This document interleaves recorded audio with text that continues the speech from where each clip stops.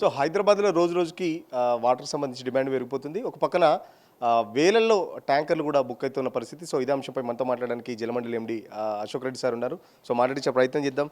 Sir, ఎట్లా ఉంది హైదరాబాద్లో ప్రస్తుతం సరఫరాకు సంబంధించి ఏం చెప్తారు?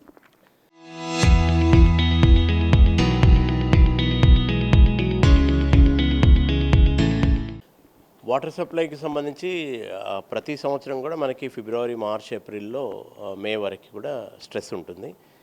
రీజన్ ఏంటంటే వాటర్ సప్లై మనం పైపుడ్ వాటర్ సప్లై ఇచ్చింది వాళ్ళకి సరిపోదు. చాలా ఏరియాస్లో బోర్వెల్స్ అన్నీ డ్రై అవ్వడం స్టార్ట్ అవుతూ ఉంటాయి. జనవరి నుంచే కొన్ని స్టార్ట్ అవుతాయి. మనకి లాస్ట్ 2-3 ఇయర్స్ డేటాను కూడా తీసుకున్నాము. జనవరిలో ఎప్పుడైతే డ్రై అవ్వడం స్టార్ట్ అయిందో అప్పటి నుంచి ట్యాంకర్ బుకింగ్ స్టార్ట్ అవుతుంది. మీకు డిసెంబర్ వరకు చూస్తే మనకి 2000 ట్యాంకర్స్ కూడా బుక్ కావు హైదరాబాద్లో. సో డిసెంబర్ నుంచి ఇంకా జనవరి, ఫిబ్రవరి నుంచి 3000, 4000, 5000 అట్లా బుకింగ్ స్టార్ట్ అవుతూ ఉంటుంది. దానికి రీజన్ ఏంటంటే నెంబర్ ఆఫ్ బోర్వెల్స్ డ్రై అయిన కొద్దీ ఇంకా స్టార్ట్ అవుతుంది. పోయిన సంవత్సరం మనకు కనుక చూస్తే ఒక 40,000 మందికి మాత్రమే బోర్వెల్స్ డ్రై అయినాయి. ఎందుకంటే ట్యాంకర్ బుక్ చేసే వల్ల ఎంతమంది అనేది మన దగ్గర డేటా ఉంటుంది. సో వీక్లీ ఒకసారి చేస్తారు, 2 డేస్కి 3 డేస్కి అట్లా చేస్తూ ఉంటారు. లాస్ట్ ఇయర్తో కంపేర్ చేస్తే ఈసారి 1,00,000 మందికి బోర్వెల్ డ్రై అయినాయి. అంటే డబుల్ కంటే ఎక్కువ డ్రై అయినాయి. లాస్ట్ 4-5 ఇయర్స్లో డ్రై కాని బోర్లు కూడా ఈ సంవత్సరం డ్రై అయినాయి. కాబట్టి డిమాండ్ అనేది మేకు వచ్చేసరికి బాగా పెరిగింది. అంటే లాస్ట్ 1 వీక్ 10 డేస్ 15 డేస్లో అయితే ఇంకా పెరిగింది. అంటే ఎవ్రీ డే ఒక 100, 200, 300 బోర్లు డ్రై అవుతున్నాయి కొత్తగా. సో ఇంకొక రీజన్ ఏంటంటే లాస్ట్ ఇయర్ ఏప్రిల్లో మనకు వర్షాలు వచ్చినాయి, మేలో కూడా మంచి వర్షాలు వచ్చినాయి. ఈసారి లాస్ట్ 60 డేస్లో అసలు మనకి రెయిన్ రాలే. ఒక 2 డేస్ బ్యాక్ ఒక చిన్న రెయిన్ వచ్చింది, కానీ 60 డేస్లో రెయిన్ లేని ఫస్ట్ టైం ఆ సీజన్. ఒకవైపున వర్షాలు ఏమి రాలేదు, రెండవది బోర్వెల్స్ లాస్ట్ 4 ఇయర్స్ 5 ఇయర్స్లో ఉన్నదానికంటే చాలా ఎక్కువ డ్రై అయినాయి. ఈ 2 రీజన్స్ వల్ల డిమాండ్ బాగా పెరిగింది. అది కూడా లాస్ట్ 10-15 డేస్లో కొద్దిగా బాగా ఎక్కువ అయింది. ఒక 30% ఏరియాస్లో, 40% ఏరియాలో, ఇది మొత్తం ఎంటైర్ ఏరియా కాదు, సిటీలో ఉన్న ఒక 30 వెస్ట్ సిటీలో, ఈ జూబ్లీ హిల్స్, బంజారా హిల్స్ దగ్గర నుంచి గచ్చిబౌలి ఈ ఏరియా అంతా. సో అక్కడ కూడా 3 షిఫ్ట్లు పెట్టేసి మనం ప్రయత్నం చేస్తున్నాము. కొన్ని దిక్కులో 24 అవర్స్లో ఇవ్వలేకపోతున్నాము, సెకండ్ డే వెళ్తున్నాయి. సో మేము కూడా అందరికీ రిక్వెస్ట్ ఏంటంటే, ఒకటి గ్రౌండ్ వాటర్ని ఇంప్రూవ్ చేసుకోవాలి. ఈ సంవత్సరం కాదు, మేము we are thinking about the next year. ఈ సంవత్సరం అంటే రేపు ఎల్లుండో వర్షాలు స్టార్ట్ అవుతాయి, we can happily manage it. But next ఇయర్కి పరిస్థితి ఏంటి అనే దాని మీద ఎక్కువ కాన్సన్ట్రేట్ చేయాలి. అంటే మనం ఈ రోజు కనుక గ్రౌండ్ వాటర్ కనుక రీఛార్జ్ చేసుకోకపోతే మీకు ఎన్ని ట్యాంకర్స్ ఇచ్చినా సరిపోవు. నెంబర్ 1, ఎన్ని వాటర్ ఇచ్చినా కానీ సరిపోవు. కాబట్టి ఒకటే ఒక మార్గం, నెక్స్ట్ 1 మంత్లో మీరు చూడండి, దాదాపుగా ఎన్ని 12,000 అపార్ట్మెంట్లలో బోర్వెల్స్ డ్రై అయిపోయినాయి. అపార్ట్మెంట్లు 12,000. ఈ 12,000 అపార్ట్మెంట్కి ఒక ట్యాంకర్ ఇస్తే సరిపోదు, నెంబర్ ఆఫ్ ట్యాంకర్స్ ఇవ్వాలి.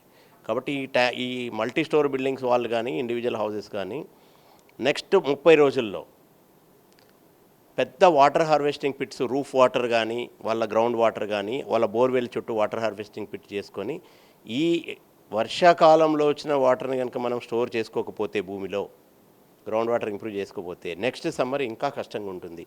So this is our request. So మేము తెచ్చే వాటర్ తెస్తాము, మేము సప్లై చేస్తాము, 100% మా పని మేము చేస్తాము. బట్ గ్రౌండ్ వాటర్ని ఇంప్రూవ్ చేసుకోవాల్సిన బాధ్యత ప్రతి సిటిజన్ది, ప్రతి హౌస్ హోల్డ్, ప్రతి అపార్ట్మెంట్ వాసిది. సో దీని మీద పనిచేయాల్సిందిగా మేమందరికీ కూడా రిక్వెస్ట్ చేస్తున్నాం. మేము నోటీసెస్ ఇచ్చాము, రిక్వెస్ట్ చేశాము, బట్ ఇంకా కూడా చాలామంది చేయట్లేదు. సో దీని మీద కాన్సన్ట్రేట్ చేయాల్సిందిగా మేము విజ్ఞప్తి చేస్తాం. ఇప్పుడు ఎన్ని ట్యాంకర్స్ బుక్ అవుతున్నాయి? ప్రధానంగా ట్యాంకర్స్ సంబంధించి కూడా చాలా వరకు లేట్ అవుతుంది. 24 అవర్స్ 48 అవర్స్ తర్వాత బుక్ చేసుకున్నా కూడా ట్యాంకర్ రాని పరిస్థితి ఉంది. సో ఏం చెప్తారు?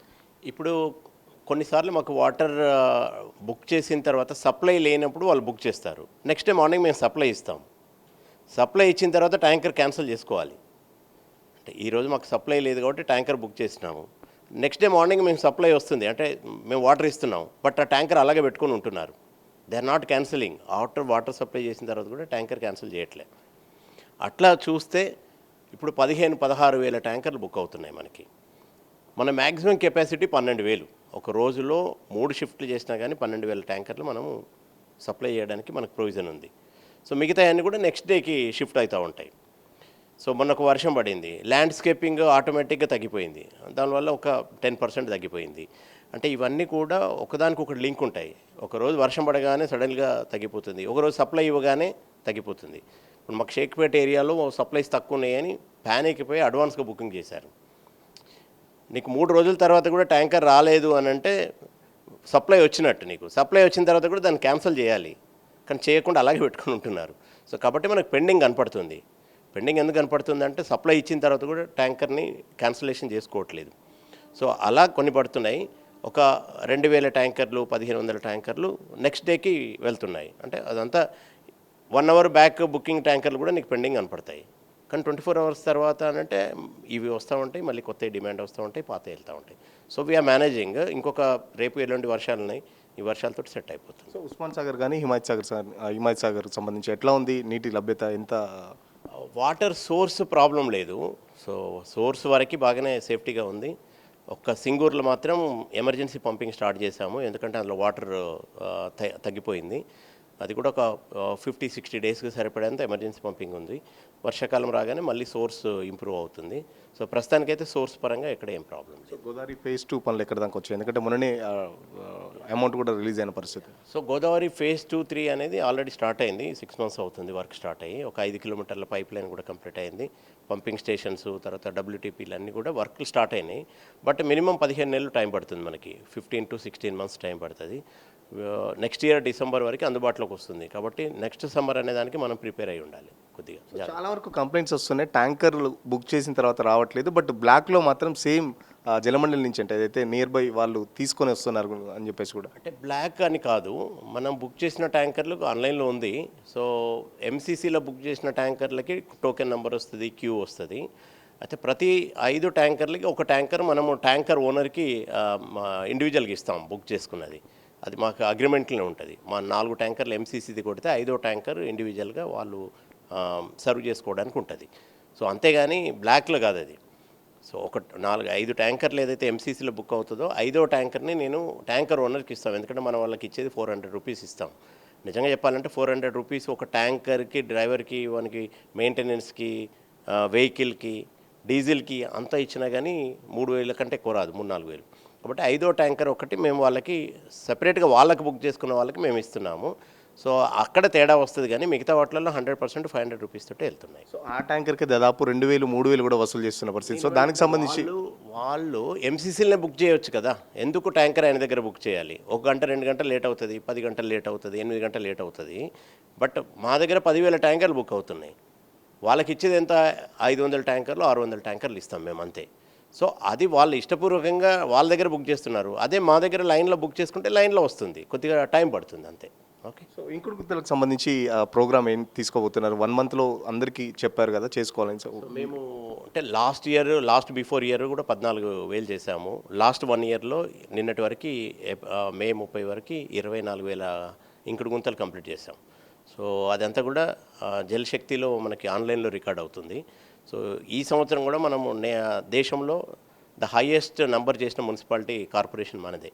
సో హైయెస్ట్ నెంబర్ చేసాం. మన తర్వాత అహ్మదాబాదు, తర్వాత ఇంకేదో 2 మున్సిపాలిటీలు ఉన్నాయి. 24,000 కంప్లీట్ అయినాయి. అవి సరిపోవు.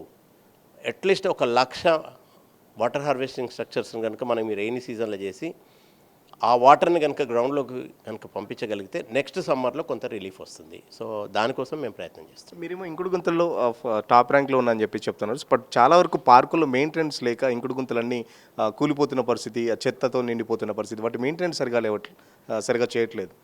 అంటే ఇంకుడు గుంతకి పెద్దగా మెయింటెనెన్స్ అనేది ఏంటంటే పైన ఒక లేయర్ వస్తుంది, ఆ లేయర్ తీసేస్తే సరిపోతుంది, అంతే. ఎందుకంటే వాటర్ అనేది సింక్ కావాలి, దానికి ఏదో ఫిల్టర్ పెట్టినలాగా ఉండదు. సో వాటి మీద కూడా ఇప్పుడు ఈ కాన్సన్ట్రేట్ చేస్తున్నాము. మేము అందరికీ ఇన్స్ట్రక్షన్స్ ఇస్తున్నాము. ఎక్కడైతే పబ్లిక్ ప్లేసెస్ ఉన్నాయో అవి మేము చేస్తాము. ఇండివిజువల్ హౌసెస్కి కూడా అవేర్నెస్ క్రియేట్ చేసేసి చేసేటట్టుగా చేస్తాం. Okay, thank you.